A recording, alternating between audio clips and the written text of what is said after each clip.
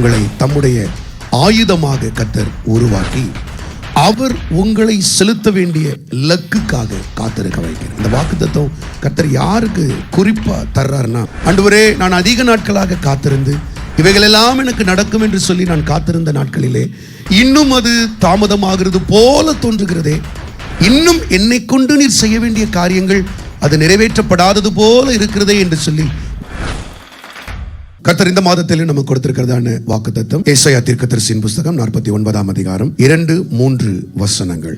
அவர் என் வாயை கூர்மையான பட்டயமாக்கி தமது கரத்தின் நிழலினால் என்னை மறைத்து என்னை துலக்கமான அம்பாக்கி என்னை தமது அம்பரா தூணியிலே மூடி வைத்தார். அவர் என்னை நோக்கி, நீ என் தாசன் இஸ்ரவேலே, நான் உன்னில் மகிமைப்படுவேன் என்றார்.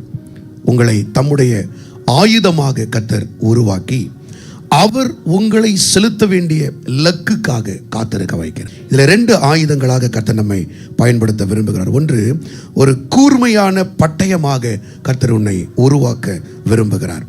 2, கர்த்தர் உன்னை துலக்கமான அம்பாக கர்த்தர் பயன்படுத்த விரும்புகிறார். இந்த வாக்குத்தத்தம் கர்த்தர் யாருக்கு குறிப்பா தர்றாருன்னா, ஆண்டவரே, நான் என்னுடைய பலனையெல்லாம் இழந்து நான் சோர்ந்து போய், ஆண்டவரே, நான் அதிக நாட்களாக காத்திருந்து இவைகள் எல்லாம் எனக்கு நடக்கும் என்று சொல்லி நான் காத்திருந்த நாட்களிலே இன்னும் அது தாமதமாகிறது போல தோன்றுகிறதே, இன்னும் என்னை கொண்டு நீர் செய்ய வேண்டிய காரியங்கள் அது நிறைவேற்றப்படாதது போல இருக்கிறதே என்று சொல்லி உன் இருதயத்திலே நீ கேட்கிறதான காரியத்திற்காக கர்த்தர் கொடுக்கிற வார்த்தை, நான் உன்னை பயன்படுத்துவேன். நீ லக்கை நோக்கி பாய வேண்டும் என்று விரும்புகிறாய், ஆனால் நான் அந்த லக்கு சரியாய் இருக்க வேண்டும் என்பதற்காக உன்னை உருவாக்கி கொண்டிருக்கிறேன்.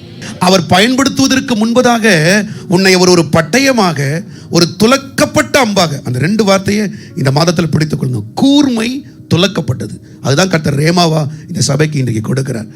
ஏன்னா அந்த மழுங்கின பட்டயத்தை வச்சு கர்த்தரால எதுவுமே செய்ய முடியாது. அது திருப்பி திருப்பி ஒன்னதான் செஞ்சிட்டு இருக்கும். ஆனால் ஒரு பட்டயம் கூர்மையா இருந்துச்சுன்னா எதை கர்த்தர் உன்னை கொண்டு செய்யணும்னு நினைக்கிறாரோ அதை சரியா செஞ்சிருவார். இந்த மாதத்தில் கர்த்தர் அதை உனக்காக செய்யணும்னு ஆசைப்படுறாரு. ஹல்லேலூயா. அதை கர்த்தர் உன்னை கொண்டுதான் கர்த்தர் அதை செய்யணும்னு கர்த்தர் விரும்புறாரு. ஹல்லேலூயா. அதுக்காக தான் கர்த்தர் உன்னை இன்னும் கொஞ்சம் ஆயத்தப்படுத்தி உன்னை கொண்டு போலான்னு நினைக்கிறாரு.